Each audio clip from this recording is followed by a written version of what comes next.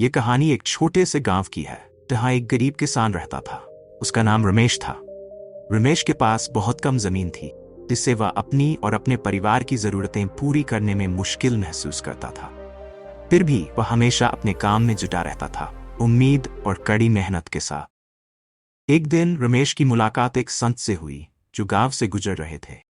संत कोई और नहीं बल्कि भगवान बुद्ध थे। उन्होंने रमेश को देखा और उसकी परेशानियों को समझ लिया। रमेश ने भी बुद्ध की ओर देखा और उनकी आंखों में एक अजीब सी शांति और शक्ति महसूस की। रमेश ने बुद्ध से कहा, महाराज, मैं बहुत कठिनाई से अपना जीवन यापन कर रहा हूँ। दिन रात मेहनत करता हूँ, लेकिन फिर भी कुछ हासिल नहीं होता। मुझे समझ नहीं आता कि मेरी मेहनत का फल क्यों नहीं मिलता। बुद्ध ने मुस्कुराते हुए कहा, रमेश, तुमने कभी सोचा है कि तुम जो बीज बोते हो वह कैसा होता है? अगर बीज में ही कोई कमी है तो फसल कैसे अच्छी होगी? उसी तरह अगर तुम्हारे मन में नकारात्मकता, चिंता और लोभ भरा हुआ है तो तुम्हारी मेहनत का फल भी वैसे ही मिलेगा। रमेश ने हैरान होकर पूछा, तो मुझे क्या करना चाहिए महाराज?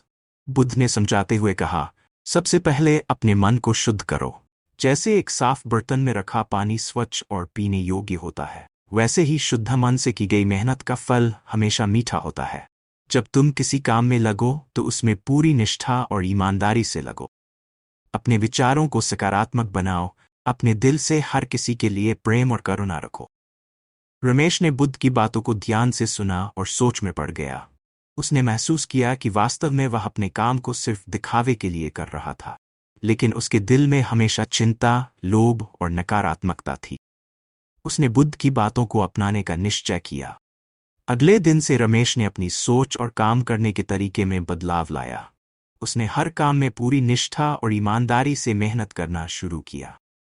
धीरे धीरे उसने देखा कि उसकी फसलें पहले से ज्यादा अच्छी होने लगीं। उसके जीवन में शांति और संतोष आने लगा। वह अपने परिवार के साथ खुशहाल जीवन जीने लगा। कुछ समय बाद बुद्ध फिर से गांव से गुजरे और रमेश को देखा। उन्होंने उसकी प्रगति देखी और मुस्कुरा दिए। रमेश ने भी उन्हें देखा और उनके चरणों में गिर पड़ा। उसने कहा, महाराज, आपकी बातों ने मेरी जिंदगी बदल दी। अब मैं समझ गया हूं कि असली मेहनत क्या होती है और उसकी कीमत क्या होती।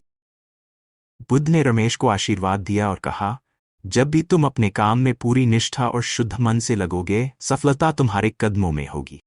याद रखो, सच्ची मेहनत वही है जो शुद्ध मन और अच्छे विचारों के साथ की जाए। इस प्रकार रमेश ने बुद्ध की शिक्षाओं को अपने जीवन में अपनाया और एक सफल और खुशहाल जीवन जीने लगा। इस कहानी से हमें ये सीखने को मिलता है कि जब हम अपने काम में निष्ठा, ईमानदारी और सकारात्मकता के साथ मेहनत करते हैं तो सफलता निश्चित रूप से मिलती है।